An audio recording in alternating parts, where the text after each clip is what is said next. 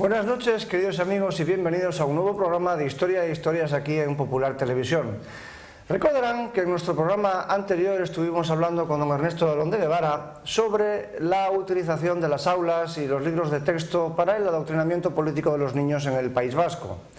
Y una de las cuestiones más graves que se mencionó fue la importancia de la tergiversación histórica, de la invención histórica, en el nacimiento y fortalecimiento de la banda terrorista ETA. Pues bien, de esta cruenta y desquiciada cuestión vamos a seguir hablando hoy con Gaizka Fernández Soldevilla, doctor en Historia y autor de los dos libros que pueden ver ustedes encima de la mesa. El primero de ellos, Sangre, Votos y Manifestaciones, ETA y el nacionalismo vasco radical, de 1958 a 2011, y el segundo, dedicado a la izquierda vasca, titulado Héroes, Heterodoxos y Traidores, la historia de Euskadiko Ezkerra. Gaizka también ha escrito numerosos artículos y pronunciado numerosas conferencias sobre estos asuntos. Muy buenas noches, Gaizka, y bienvenido a Popular Televisión. Buenas noches, Jesús. Muchas gracias por haberme invitado. Es un placer estar aquí contigo. Estoy completamente seguro de que el programa de hoy va a ser especialmente interesante porque, evidentemente y lamentablemente, se trata de un problema político actual, un problema especialmente cruento, evidentemente, pero que tiene sus manifestaciones, sus raíces en la historia verdaderamente interesantes, aunque con un punto de desquiciamiento, bueno, con un punto no, con varios puntos de desquiciamiento, como podrán ver ustedes a continuación.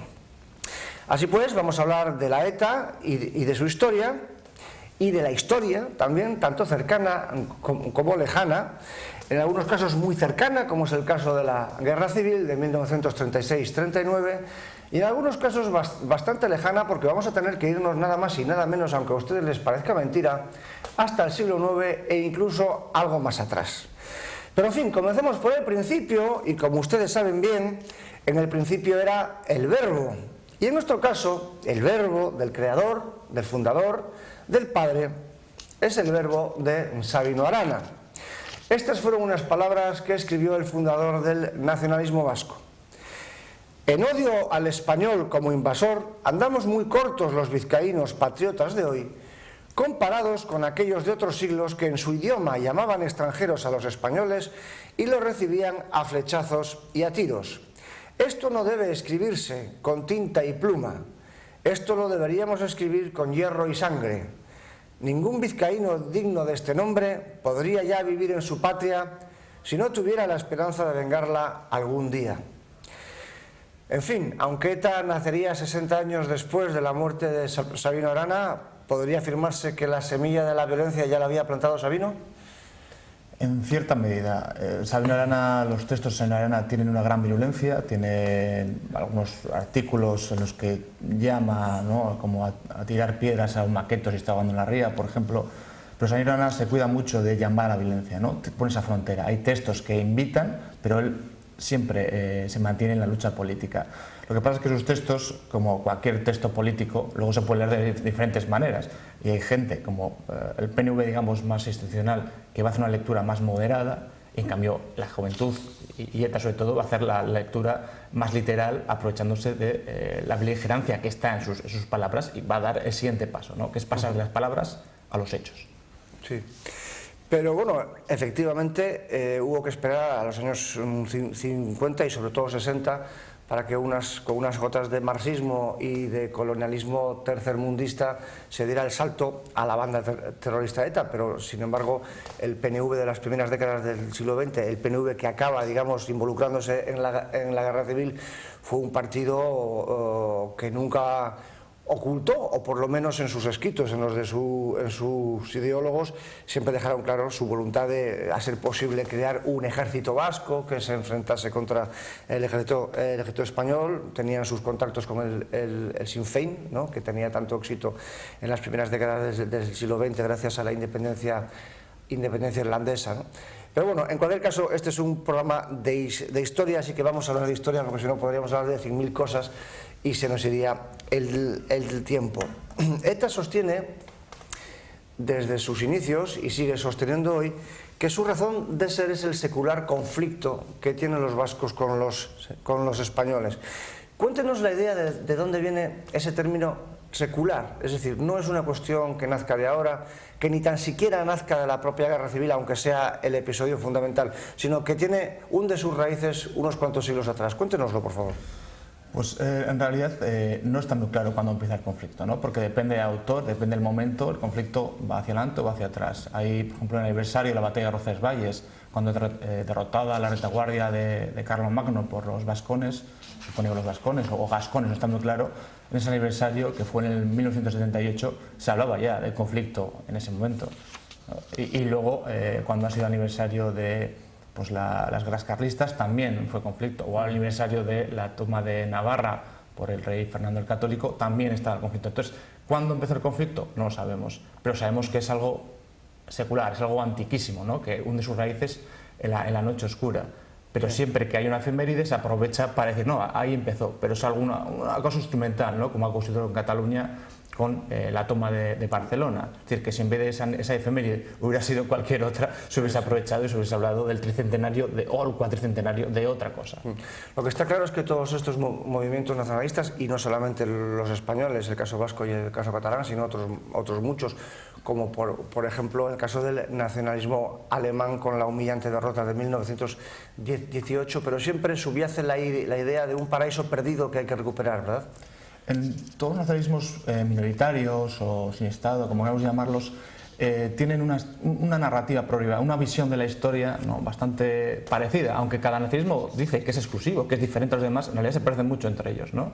Y en este caso tienen una estructura narrativa muy parecida a la judio-cristiana, es decir, hay un paraíso que perdimos, un presente en decadencia, un presente en el que nuestra nación está especialmente mal, está a punto de desaparecer, y hay un futuro utópico. El futuro utópico va a ser el regreso al paraíso perdido. ¿Quién nos quitó el paraíso perdido? Pues normalmente pueden ser o un enemigo interno, en el caso de Alemania los judíos, ¿no?, están entre nosotros pero no son como nosotros, han provocado nuestra decadencia, pero normalmente es un enemigo externo que nos ha derrotado. El nacionalismo serbio fue la batalla de los campos, la batalla de Kosovo, es decir, los turcos. En el caso del nacionalismo vasco fueron los españoles en las guerras carlistas. En el caso del nacionalismo alemán fueron pues, franceses e ingleses y la imposición del dictat del Tratado de Versalles. Siempre hay un enemigo externo que nos ha robado el paraíso y al que si derrotamos podemos volver a ese paraíso y todo volverá a estar bien. Curiosamente, en el caso del nacionalismo vasco incluso podríamos retrotraernos hasta el reino visigodo, porque una de las frases que más éxito ha tenido en el mundo nacionalista es la famosa de Domut Vascones, aparente, supuesta coletilla que según muchos autores nacionalistas escribían en los cronicones de los reyes godos para demostrar que ese rey godo había vuelto a dominar a los vascones. Pero claro, si un rey después de otro tenían que volver a poner en sus notas biográficas que había dominado a los vascones, ello significaría que no los habían dominado nunca. El inconveniente es que esa frase, en primer lugar, no existen los cronicones de los reyes godos que tantas veces citan.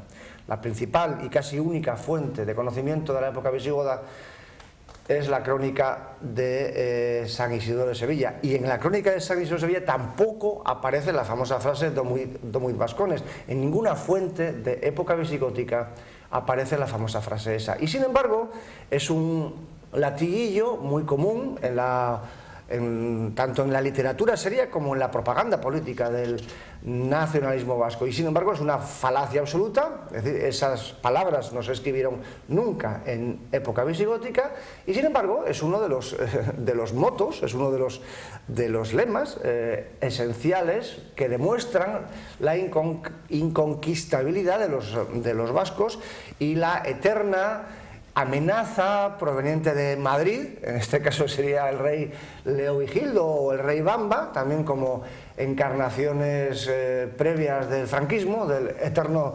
franquismo que informa la historia de España. Pero más importante que el tema de los reyes godos es la batalla de Arrigorriaga, uno de los hechos fundacionales de la nación vasca desde el punto de vista nacionalista, y la batalla de Arrigorriaga tuvo tanta importancia que a ella le dedicó Sabino Arana nada más y nada menos que su primer libro, Vizcaya por su independencia. Y sin embargo nos encontramos con que la batalla de Arrigorriaga tampoco existió, tampoco tuvo lugar. Vamos a hablar un poquitillo del tema de la batalla de Arrigorriaga en el siglo IX, de la falsa batalla de Arrigorriaga en el siglo IX. Pues lo curioso de esta batalla es que la invención de la batalla es del siglo XIV, XV, es decir, ni siquiera la inventa Sabino Arana. Ya 3 o 4 siglos después de supuestamente de que ocurrió, que nunca ocurrió, ya se encargan, ¿no?, los cronistas de la época de crearla, ¿no? Y el más conocido es Salazar, en su libro Bienandanzas y Fortunas, que crea la versión que, digamos, es canónica hasta Sabino Arana. Pero es un cuento, es una leyenda en la que incluso aparecen duendes. Eso es, ahí explica los orígenes de las casas señoriales y demás, entonces hay una mezcla entre leyenda y unas gotas de historia, pero la mayoría son invenciones de Salazar, ¿no? Y la batalla se supone que es una guerra entre Castilla y León, los dos reinos. Vizcaya está dentro del reino de Castilla, y entonces el reino de León invade Vizcaya, pero no porque tenga una manía persecutoria contra Vizcaya, sino porque es parte del reino de Castilla, es decir, es su enemigo. Cuando el ejército leonés entra en Vizcaya, los vizcaínos se reúnen, eligen un rey, o un señor, perdón, que va a ser un descendiente de la nobleza escocesa, que es Jaunsuría, el señor blanco, y este señor blanco lucha contra los leoneses. En el lugar se corre tanta sangre que las piedras se vuelven rojas, y ahí Arrigorriaga es piedras rojas, piedras bermejas, y eligen al señor, le convierten en señor, y ese sería el origen del señorío de Vizcaya, ¿no? Pero siempre dentro de Castilla, es decir, como una parte de Castilla. ¿Qué pasa? Que este mito va cambiando con el tiempo, los foralistas del siglo XIX lo utilizan, un primo de Sabino Arana, Vicente Arana, también lo utiliza, dándole otro matiz, pero Sabino Arana lo va a cambiar por completo, ¿no? Para Sabino Arana no es un ejército leones que viene a invadir Vizcaya porque Vizcaya es Castilla, sino es un ejército español que viene a invadir Vizcaya porque Vizcaya es Vizcaya. Es decir, que Vizcaya es un estado independiente, los españoles nos atacan, eligen un señor que no va a ser un descendiente de escocés, porque eso no sería acorde con su ideología, sino un vizcaíno de pura cepa, y este señor comanda a los vizcaínos contra los españoles y les vence a Arrigorriaga. Y ahí se queda fijada que Vizcaya sigue siendo independiente contra la invasión española. Es decir, hay un salto brutal, ¿no? Desde que León invade Vizcaya porque es Castilla, a España, antes de que exista España, invade Vizcaya para someter a los vascos. Bueno, todo eso en el supuesto caso de que hubiera sido verdad, pero es que encima ni siquiera fue verdad, es decir, es una batalla inventada, es una leyenda, muy en la línea de las leyendas artúricas que estaban tan de moda en el siglo XV cuando lo escribió Lope García de Salazar, y sin embargo, de ese hecho falso, de ese hecho legendario, Sabino Arana hizo nada más y nada menos que la piedra fundacional del actual PNV. Y antes de pasar a la siguiente pérdida de la independencia, no podemos dejar de señalar que semejante impostura histórica, pretender hacer pasar una batalla legendaria por una batalla real, nace nada más y nada menos que la Icurriña, la bandera del PNV, inaceptable e intolerablemente y totalitariamente extendida a bandera de todos los vascos, puesto que cuando se la inventó Sabino Arana y su hermano Luis, intentó plasmar en ella simbólicamente la batalla de Arrigorriaga. ¿Cómo? El color rojo del fondo vendría a ser el color característico de los estandartes de Vizcaya, la cruz blanca sería Dios, es decir, la fe cristiana por encima de todo, y lo más interesante, las aspas verdes en forma de aspa, evidentemente, en forma de X, que Sabino Arana puso allí como representación de la batalla de Arrigorriaga que él inventó, que tuvo lugar exactamente, fíjense ustedes, la penetración histórica de Sabino Arana, fijó el 30 de noviembre del año 888, el 30 de noviembre, festividad de San Andrés, y entonces toda esta impostura ha quedado para siempre plasmada en la bandera del PNV, como digo. Pero en fin, vamos a abandonar los tiempos medievales, vamos a irnos acercando en el tiempo y llegamos a otro de los momentos claves de pérdida de la independencia mítica del País Vasco, que es las guerras carlistas. Cuéntenos cómo se ha podido disfrazar, cómo se ha podido convertir aquellas guerras dinásticas que enfrentaron a los españoles de todas las regiones por un candidato u otro al trono de España en una guerra entre vascos y españoles. Pues es curioso que ocurre lo mismo que con la guerra de sucesión, ¿no? Que también pasa en 1700, también España se divide por los Borbones y los Austrias, Cataluña elige a los Borbones, a los Austrias, perdón, pierde y eso se convierte en una guerra entre catalanes y españoles. Aquí pasa algo parecido, ¿no? Todo España se divide entre carlistas, partidarios del pretendiente don Carlos, Carlos María Isidro, y partidarios de Isabel, la reina niña, y el carlismo sociológicamente tiene mucha persistencia en el norte, en Cantabria, País Vasco, Navarra, Aragón, Cataluña, también en zonas de Andalucía. Si me permite la aclaración, en Cantabria no tanto, porque en Cantabria pasó, sobre todo por Santander, por el puerto de Santander, lo que pasó con otros puertos del Cantábrico, San Sebastián y Bilbao incluidos, que no eran precisamente los territorios más afines al carlismo. Evidentemente en el interior, en los pueblos sí, pero todos los puertos de la cornisa cantábrica, La Coruña, Gijón, Santander, Bilbao y San Sebastián, se distinguieron por lo contrario. Sí, o sea, donde estaban las élites urbanas, ilustradas, es verdad, apoyan al liberalismo, apoyan a Isabel. Bueno, hay una guerra, el lema de los carlistas es Dios, patria, rey, es decir, es la vuelta a la tradición, la vuelta al antiguo régimen, la vuelta a la ración y acabar con toda la ilustración liberal que se ha introducido desde las guerras napoleónicas. Pierden los carlistas, se establece el sistema liberal, sabemos, ¿no? Y hay un pacto, hay una ley por la cual se confirman los fueros vascos y navarros sin perjuicio de la unidad constitucional de España, ¿no? ¿Qué va a pasar con Sabino Arana? Esta ley, perdón, para nuestros televidentes es del 25 de octubre de 1839, cuando termina la primera guerra carlista. Y Sabino Arana da una vuelta totalmente a esta guerra, ¿no? La interpreta como una guerra de invasión de los españoles contra los vascos. Es decir, no tiene en cuenta que hay carlistas fuera del País Vasco. Es decir, que los carlistas, por ejemplo, cántabros, para él no existirían, ¿no? Es una guerra de todos los españoles luchan, tampoco los liberales vascos.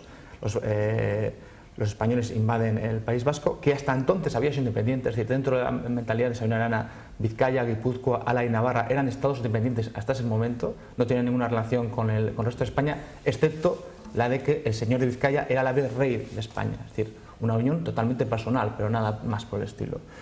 Cuando los españoles vencen a los vascos, convierten a las provincias vascas en provincias, es decir, dejan de ser estados y pasan a provincias. Y la ley que literalmente confirma los fueros, para él los está derogando. Él cree que los fueros son el código de soberanía, una especie de constitución, y cuando la ley los confirma, en realidad él cree que las deroga. Y por tanto, Euskera o Euskadi pasa de estados independientes a provincias españolas, a una especie de colonia de España. Y ahí empieza la decadencia para él, ¿no? La presente en decadencia, que es su tiempo. Sí. Recordemos que su padre había sido carlista, luchó en la Segunda Guerra Carlista, perdió y se arruinó. Entonces, para él, su ambiente familiar y social era ese, el carlismo derrotado, ¿no? El carlismo resentido, con los liberales que mezclan liberalismo y españoles, ¿no? Para ellos es lo mismo. Lo mismo pasó en 1876, porque otra vez la pérdida de la independencia vuelve a llegar en 1876 con la última guerra carlista. La verdad es que es sorprendente porque si se analiza cualquier texto, cualquier proclama, cualquier arenga, cualquier texto legal, cualquier palabra que hubiera salido a lo largo de las guerras carlistas de cualquier líder, de cualquier dirigente carlista, empezando por supuesto Tomás de Zumalacárregui, ¿no? El más importante de los caudillos militares carlistas. No hay un solo texto, no hay una sola línea en la cual se exprese ni de lejos la idea de que los carlistas estaban luchando por la independencia de los vascos frente a los españoles. Todo lo contrario, todos los textos de los carlistas, todas las proclamas, las del propio Zumalacárregui, dejan bien claro que la voluntad de los carlistas era, cueste lo que cueste, hay que conseguir volver a poner al rey en Madrid. No exactamente así, pero la canción decía eso, el Oriamendi. Y por supuesto todos los textos hablan de la voluntad de los carlistas de luchar por España, por el rey de España, etcétera, etcétera, y lamentando, en el caso de Zumalacárregui en varios de sus textos, que se hubieran alzado españoles contra españoles. Y sin embargo hay una enorme cantidad de autores nacionalistas, Jean-Louis Davant, Bernardino de Estella, Galíndez y un montón de ellos más, que insisten en la idea, en la absurda idea, en la imaginaria idea de que Zumalacárregui fue un líder independentista. Pero tenemos que saltar ya del siglo XIX al siglo XX, aunque la verdad es que el tema de las guerras carlistas da muchísimo de sí, para plantarnos en el hecho esencial, en la pérdida definitiva de la independencia, es decir, en la invasión definitiva que llegó con la Guerra Civil en 1937. Por cierto, antes de ello, habría que preguntar a nuestros autores nacionalistas cómo es posible que los vascos perdieran la independencia en tiempos medievales, que la volvieran a perder en 1839 con la primera guerra carlista, que la volvieran a perder en 1876 con la última guerra carlista y que la volvieran a perder en 1937 con la llegada de las tropas de Franco a Bilbao. Entonces, ¿cómo es posible? Pierden 4 veces la independencia originaria, luego tendría que haber habido 4 recuperaciones de la independencia para volver a perderla, y sin embargo este es un extrañísimo fenómeno paranormal que nunca ha sido explicado en los textos nacionalistas de cómo es posible perder la independencia 4 veces sin haberla recuperado. ¿Cuándo se perdió? ¿Cuándo se recuperó? Sobre esto las fuentes nacionalistas guardan estruendoso silencio.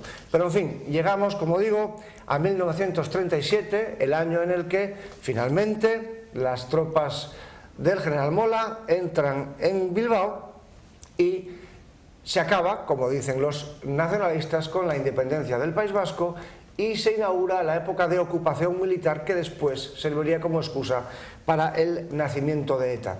Pero antes de hablar del franquismo, no nos queda más remedio que hablar del 18 de julio, día en el que los dirigentes PNVistas se reunieron ante las noticias que iban llegando sobre el alzamiento de las tropas en Melilla para decidir con qué bando se alineaban, y pasaron la noche en blanco porque no quedó clara la cosa. Las discusiones fueron tremendas, puesto que por un lado no querían ponerse del lado de un bando franquista que evidentemente era hostil al Estatuto de Autonomía, y por otro lado tampoco querían ponerse los muy católicos y conservadores PNVistas del lado del bando republicano, formado por los marxistas y los enemigos de la religión. Pero el caso es que, ante las noticias que llegaban de que el golpe de Estado había fracasado en las principales ciudades y que lo más probable es que el bando vencedor fuese el bando republicano, el bando gubernamental, finalmente, como digo, el PNV optó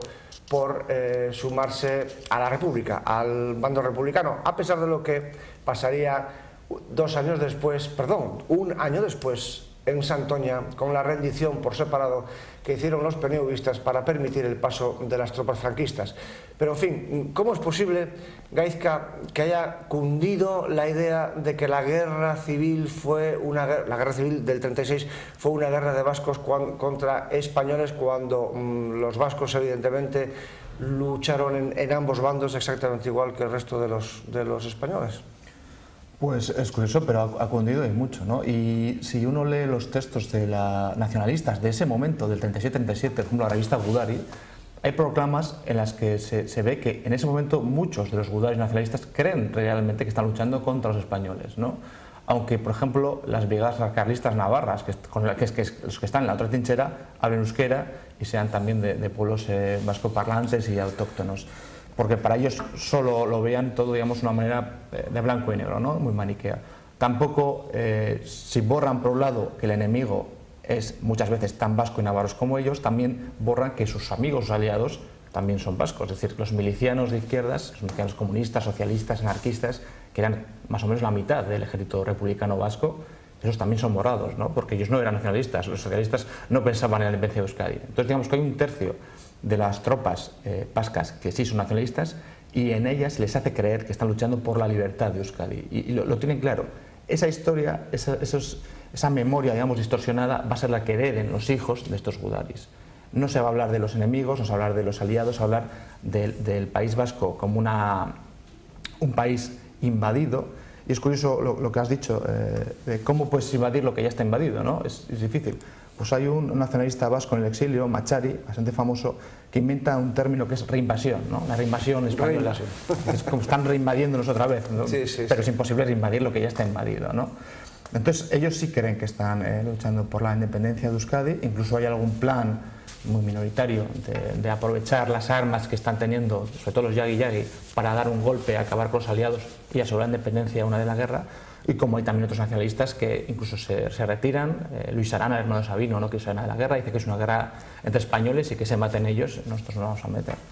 Pero esa memoria, digamos, se transmite de padres a hijos, y durante el franquismo, si uno revisa las revistas, las publicaciones, los libros de memorias de los nacionalistas vascos, los que han sido gudaris, lo que transmiten a los hijos es eso, que luchamos por la libertad, nos invadieron los españoles y nos lo han quitado.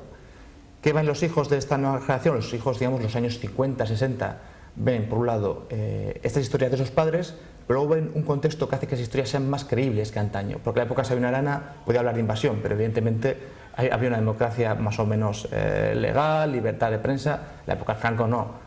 Entonces, hace esa situación, la dictadura, hace que los cuentos, los mitos, sean más fáciles de creer para los jóvenes, ¿no? Entonces, muchos más jóvenes se van a creer porque está prohibida pues la simbología nacionalista, no hay libertad de prensa, no hay democracia. Entonces es mucho más fácil creerte historias tergiversadas porque no tienes alternativas, no hay alternativas. Entonces se lo creen, y lo peor es que van a actuar en consecuencia de esos mitos. Antes de seguir hablando del régimen franquista y de esta fantasmagoría que, como muy bien ha explicado Gaizka, podía dar lugar a creerse que efectivamente los vascos estaban oprimidos e invadidos por los españoles, vamos a poner unas pocas imágenes de la guerra civil. Por ejemplo, la primera, para ver un batallón de gudaris, de los gudaris que acaba de mencionar Gaizka. Aquí vemos una foto de diciembre del 36, pero frente a estos gudaris vascos nos encontramos con los requetés vascos. Por ejemplo, la siguiente imagen, esta es de un tercio de requetés alaveses, no sé si pueden ver ustedes en la bandera que pone tercios de Álava. Estos son los alaveses, pero en Guipúzcoa, en la actualmente abertzalísima provincia de Guipúzcoa, se constituyeron no uno, sino tres tercios de requetés. Los vecinos de San Sebastián y Tolosa organizaron el tercio Oriamendi, los de la cuenca del Urola el tercio San Ignacio de Loyola, y los vecinos de Oñate, Vergara, Mondragón y Zarauz el tercio Zumalacárregui, cuya bandera vamos a poder ver a continuación. Aquí lo tienen ustedes, tercio Zumalacárregui de Guipúzcoa. Por cierto, una anécdota muy interesante sobre estas cuestiones de los vascos en la guerra civil y sobre lo que acaba de mencionar nuestro invitado sobre la lengua, es decir, que tan vascohablantes eran los de un bando como los de otro. Yo recuerdo haber conversado varias veces con el difunto Leandro Valle, el que fue hasta hace poco más de un par de años el presidente del Centro de Estudios Montañeses. Él fue carlista durante la guerra, salió de Santander en un barco, llegó hasta Francia y volvió a entrar en España por Dancharinea para alistarse a un tercio requeté. Y él me contaba que los carlistas vasco-navarros hacían sus transmisiones de radio en vascuence para que los gudares del PNV no les pudieran entender. Es decir, había más auténticos vascohablantes entre las tropas carlistas, entre las tropas del bando de Franco, que entre los PNVistas, muchos de los cuales eran señoritos de Bilbao que nunca habían hablado vascuence. En fin, vamos a hablar pues de Franco, del franquismo, del régimen franquista en el País Vasco, porque evidentemente esos miles de soldados vascos reflejaban otra realidad muy evidente, y es que durante el franquismo hubo decenas de ministros, de procuradores en cortes, de presidentes de las cortes franquistas, de embajadores y de un montón de altos cargos más que fueron vascos. No vamos a dar aquí nombres porque hay un montón de ellos y nos prolongaríamos demasiado en el tiempo, pero y bueno, lo mismo pasó con los catalanes, por cierto, pero nos saldríamos del tema. Vamos a ver unas imágenes, por cierto, de una visita de Franco en 1950 a Bilbao para conmemorar el 13º aniversario de la entrada de las tropas franquistas en esa ciudad, y como pueden ver ustedes, cientos de miles de bilbaínos encantados de la vida aclamando a Franco. Cuéntenos un poco la visión que tuvieron los jóvenes del PNV precisamente para formar ETA, porque buena parte de la causa por la que se forma ETA es por la protesta que estos jóvenes hicieron a sus mayores por estas imágenes que estamos viendo, es decir, por su aceptación del régimen franquista. Claro, el franquismo se suele hablar de que está sostenido por la represión, y en parte es cierto, pero no solo por la represión, no solo por la fuerza, ¿no? Había mucha gente que apoyaba a Franco, el País Vasco también, y había no solo, digamos, las clases acomodadas, también popularmente. Y en los años 50 y 60, recordemos, son el desarrollismo, ¿no? Empieza a haber bonanza económica, trabajo, la gente puede comer en una lavadora, un 600, y los jóvenes nacionalistas radicales se dan cuenta de que la población está contenta con su situación, al menos económica, ¿no? No protesta, se está acomodando a la situación, vive mucho mejor que sus padres, mucho mejor que había vivido en la guerra, y sobre todo los nacionalistas viejos, los mayores, los que habían hecho la guerra, también se están acomodando. Se acusa al PNV de inoperancia, de hacer comilonas en la Virreguna y esperar a que Franco muera tranquilamente en el exilio. Entonces los jóvenes nacionalistas quieren hacer algo, no quieren dejar que esto ocurra, no quieren dejar que la población vasca se viva dentro de la España franquista tranquilamente. Así que la creación de ETA en realidad es una protesta contra la generación anterior, la generación de sus padres, que no hace absolutamente nada, una protesta también contra los nacionalistas empresarios que hay en el País Vasco, que se están forrando, están teniendo éxitos, negocios muy prósperos y están acumulando riqueza, y una manera de intentar parar eso, ¿no? De intentar parar esa situación. ¿Y qué método tienen para pararlo? Pues el del PNV, que fue apostar por los aliados en la Segunda Guerra Mundial, ha fracasado, la política ha fracasado, y por tanto hay que hacer otro sistema para conseguir la libertad del País Vasco. ¿Y quién está en ese momento exactamente consiguiendo libertad o emancipación de ciertos países? Pues las colonias, ¿no? Argelia, Indochina, Cuba. El método es las armas, es decir, se dan cuenta que en el norte de África, en Asia, en América Latina, grupos pequeños armados están consiguiendo derrotar a las, a las élites de los países o a las metrópolis. Y entonces ellos deciden hacer lo mismo, es decir, hacer lo mismo en Euskadi que si fuera en Argelia o Cuba. Llega a haber pintadas de Euskadi, Cuba de Europa, ¿no? O Kurdistán de Europa, ¿no? Que se quiere hacer exactamente lo mismo, crear un grupo guerrillero armado, derrotar al invasor, es decir, al invasor franquista, y volver al pasado glorioso que nos robaron los españoles en la Guerra Civil. Uno de los autores principales de esto que está contando usted fue Federico Krutwig, que fue el autor que efectuó la más importante aportación ideológica que dio lugar al giro a la izquierda, hasta ese momento, digamos, casi monolíticamente derechista nacionalismo vasco, y en 1963 publicó una obra clave, Baskonia, estudio dialéctico de una nacionalidad, que fue la Biblia de ETA, fue el texto, digamos, más importante para el adoctrinamiento de los jóvenes etarras, y está compuesto, digamos, de una base aranista tradicional, con unas cuantas gotas de marxismo, de irredentismo colonialista, como acaba de decir, se inspiró mucho en la experiencia de Argelia. Y les saco una frase de este libro porque sintetiza como pocas la fantasmagoría que estamos comentando, es decir, la invención, la idea, la imaginación de que los vascos estaban bajo ocupación militar, por lo menos desde el año 37. Decía Krutwig: Baskonia está bajo ocupación militar española. El pueblo vasco no solamente tiene derecho a levantarse en armas para oponerse a la desnacionalización por parte de España y Francia, sino que se trata de un deber moral el que se oponga a la deshumanización hecha por vías del Estado opresor. Es una obligación para todo hijo de Euskal Herria, aunque para ello haya que emplearse la revolución, el terrorismo y la guerra. Y uno de los fundadores de la ETA, Julen Madariaga, entre otros muchos textos, escribió: Euskadi, es decir, nosotros, nos hallamos en estado de guerra con el ocupante extranjero. Eso es. Entonces, la idea esta de que ETA es la respuesta legítima frente a la ocupación está basada fundamentalmente en esta interpretación desquiciada de la historia, que ve ocupaciones donde no las hay y que ve seculares conflictos en donde no los hay. O los crea, ¿no? Por ejemplo, al final ETA es la que crea el conflicto, ¿no? No es que ETA sea una consecuencia, sino es una causa de un conflicto sangriento. La sangre la pone ETA, no es que estuviera antes.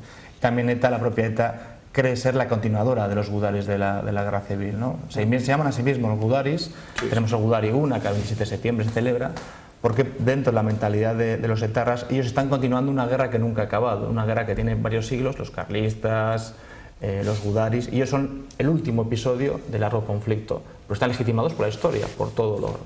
Pero como decimos, ese conflicto no existió y ETA sí causa, tiene un carácter performativo. ETA va a causar lo que no existía, ¿no? Va a hacer real lo que no era.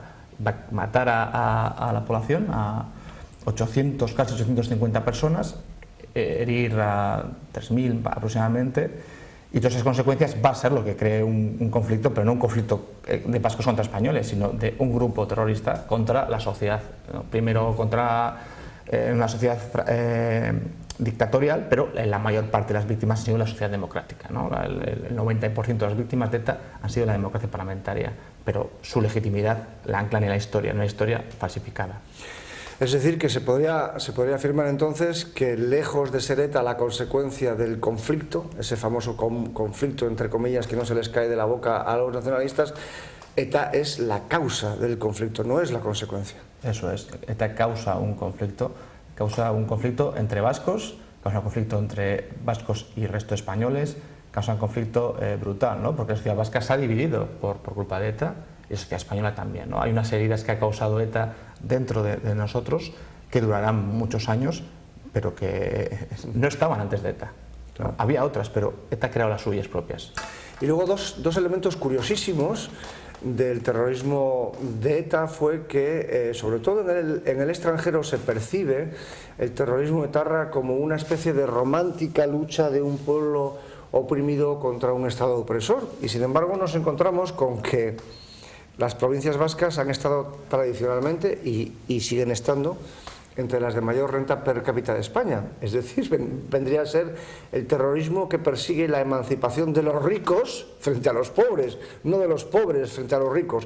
Y luego la segunda cuestión también muy interesante es que en esta supuesta lucha, supuesta guerra de vascos contra españoles, nos encontramos con que en muchísimas ocasiones los terroristas son maquetísimos o provenientes o incluso nacidos en otras provincias de España. Estoy pensando en el gallego de Juana Chaos, por poner un ejemplo reciente, maquetísimos que asesinan a vascos. Es decir, los que asesinan en nombre de la liberación de Euskadi no son vascos y los enemigos de los vascos que son asesinados son vascos.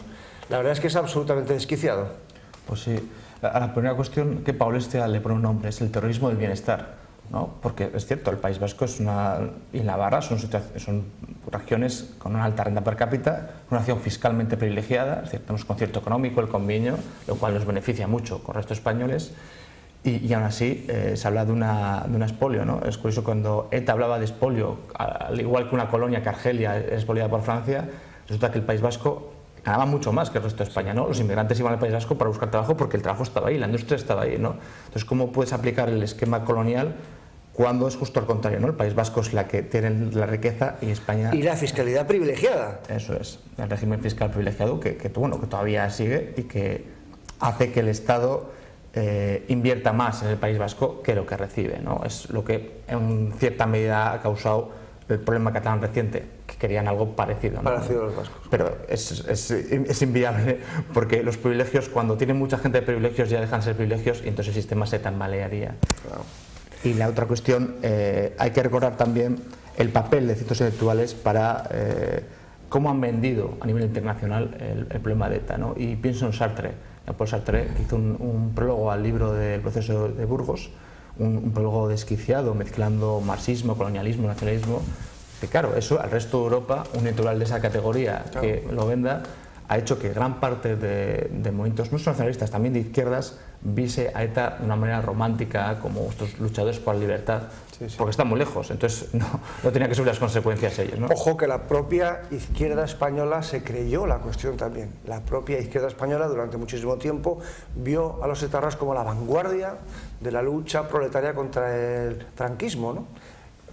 Lo cual, por supuesto, se cae por su propia base desde el momento en el que tenemos en cuenta que el 95% de los asesinados por ETA fueron asesinados después de la muerte de Franco, ¿no? Pero en fin, se nos va terminando el tiempo y no quisiera yo irme de aquí sin comentar dos manifestaciones verdaderamente extraordinarias y espeluznantes de lo que estamos contando. La primera es una frase escrita por Telesforo Monzón, dirigente del PNV de la primera época, de la primera hora, durante la Segunda República y la guerra, y posteriormente en tiempos de la transición dirigente de Herri Batasuna, porque Telesforo Monzón, ¿verdad, Gaizka? Volvió a insistir en esta idea del conflicto secular entre los vascos y los españoles. Si me permites, te leo la frase textual y así podemos comentarlo sobre hechos ciertos y exactos. Para nosotros, Zumalacárregui en la primera guerra carlista, Santa Cruz en la segunda, José Antonio Aguirre en el 36 luchando contra el fascismo internacional y ETA hoy, lo digo claramente, son una misma guerra. Guerra cuyo origen está en que nos robaron la soberanía de nuestro pueblo. Y Monzón es un personaje muy clave para entender todo lo que ha ocurrido con el nacionalismo radical y ETA, ¿no? Monzón es un líder del PNV, era un gran líder del PNV en la Segunda República, fue consejero de Gobernación en el primer gobierno vasco, el de Lehendakari Aguirre, tuvo una actuación bastante discutible porque en su mandato hubo la matanza de presos derechistas en la cárcel, cosa que nunca reconoció, y Lehendakari Aguirre sí. Aguirre se autoinculpó de algo que tenía culpa era Monzón, pero bueno, Monzón no quiso. Y Monzón es de familia noble, entonces en los años 40-50 es el único miembro del PNV que apuesta por el pacto con Don Juan de una restauración monárquica. ¿Qué le pasa a Monzón? Cuando surge ETA va cambiando de bando, va acercándose a ETA, va diciendo que son nuestros hijos de ETA y acaba integrándose en el movimiento cercano a ETA, ¿no? Pero Monzón es muy importante para ETA, ¿por qué? Porque es un personaje clave del nacionalismo histórico, de la guerra civil, que apoya a ETA. Entonces le da una legitimidad histórica que no tendría, ¿no? Porque los nacionalistas históricos están con el PNV, pero Monzón está con ETA. Entonces Monzón es muy explotado durante la transición, pero muy explotado. Sus canciones, sus poesías se convierten en canciones de cantautores euskaldunes, sus textos se repiten una y otra vez, y él es el que dice que los gudaris de ayer, de la guerra civil, son como los gudaris de hoy, ¿no? Él establece el vínculo, digamos, si hay una cadena, él es el nexo de unión en la cadena. Por tanto, para el nacionalismo radical es importantísimo su figura y por eso ha sido una y otra vez explotado o idealizado o reclamado como propio contra el PNV para tener una baza, ¿no? Una baza de decir, oye, nosotros también venimos de la guerra civil, no solo el PNV. Sí, sí, sí. Y luego, el siguiente caso, muy similar a este, pero incluso con el aderezo de un crimen de por medio, y es la historia de Ramón Baglietto y su asesino. No digo más, cuéntanoslo, Gaizka.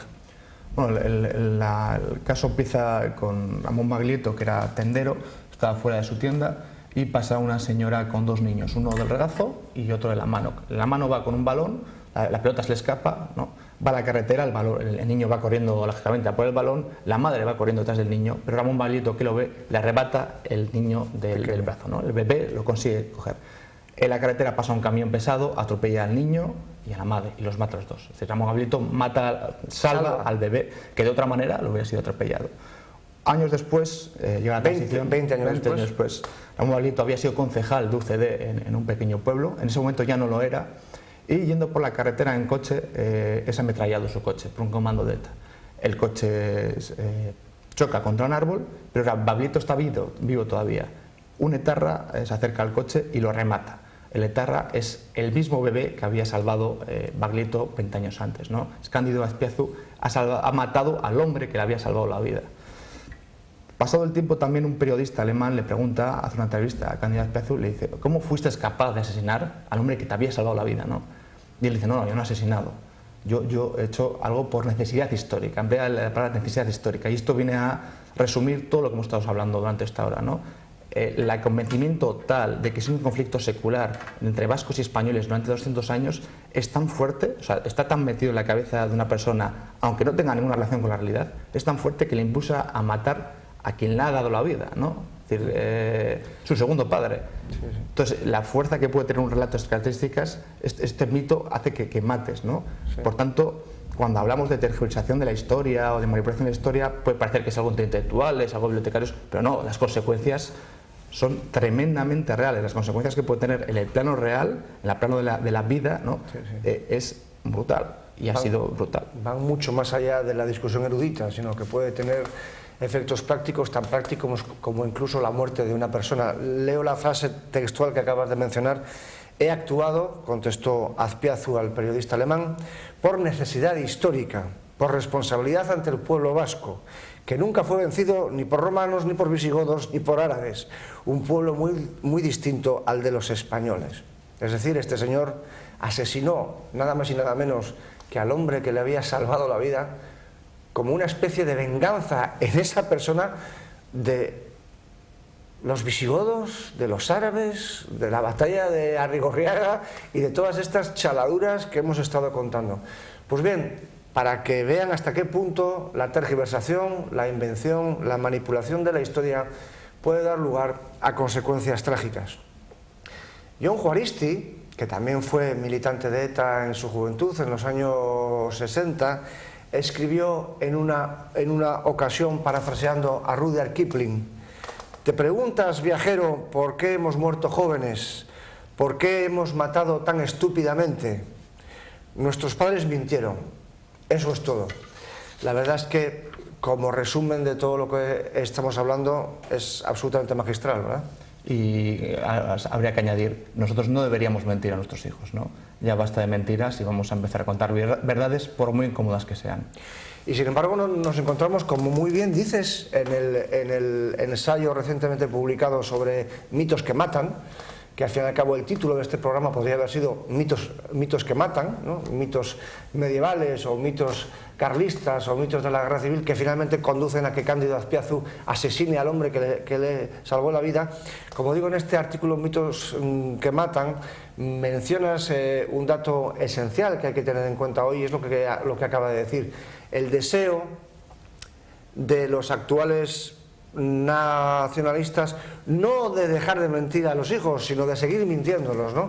Es decir, el deseo de pasar página cuanto antes, pero sin haberla leído.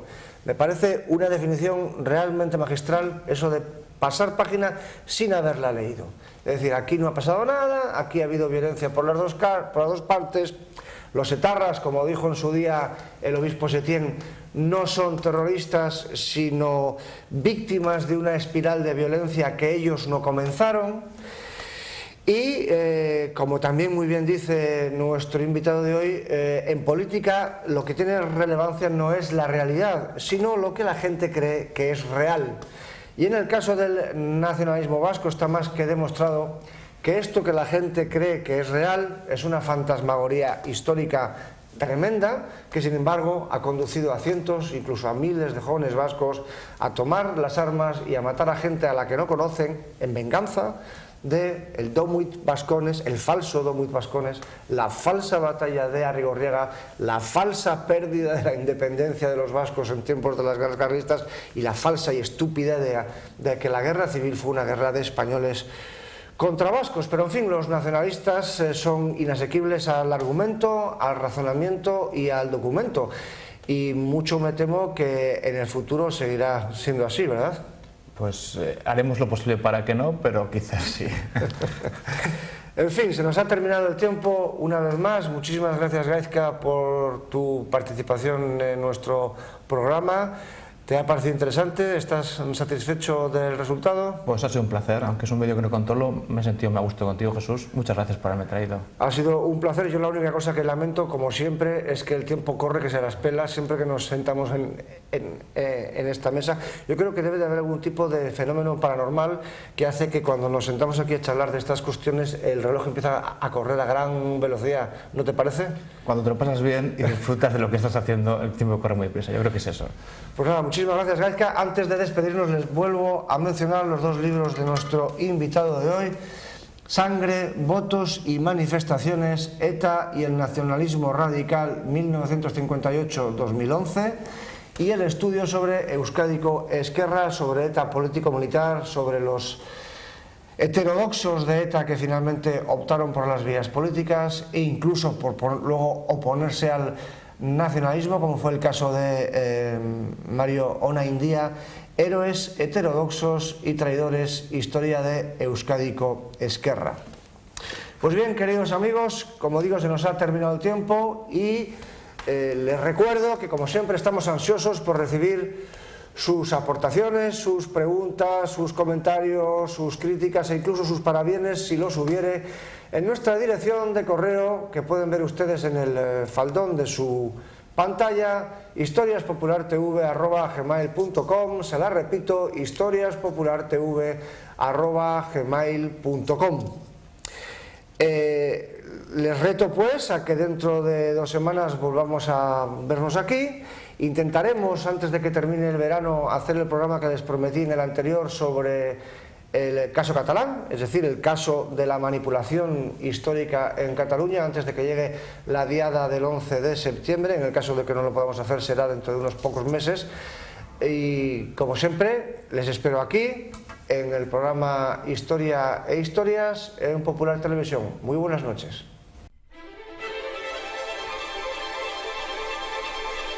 Thank you.